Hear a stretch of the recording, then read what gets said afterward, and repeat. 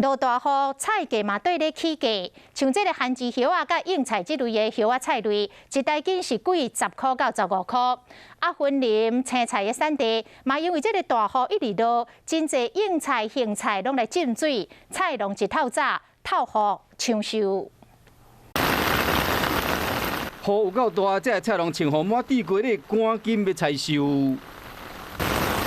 菜园内面的菜有真侪拢雨啊，甲拍落去啊，浸伫水内，迄若无赶紧烤起来，拢总会浸甲烂去。菜还没有烂。那种应菜、杏菜的菜农真无用，种白菜嘛，趁冷雨时赶紧采收。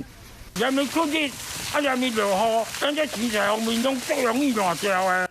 云林落大雨，烦恼讲这青菜好雨水啊，较烂去，这款宜居心理，市场叶菜类起价。贵很多，空心菜之前一把都350，现在这一把就要40了。有啊，比较贵啊，应该几乎快要1倍哦。手上这一把空心菜呢，就是1盘的量，以前炒1盘呢只要20块，可是现在因为下雨，炒1盘要变30块。菜贩来讲，应菜进前一斤差不多20块，今麦爱35；番薯叶进前一斤差不多10块，今麦嘛变较贵啊，爱20几块。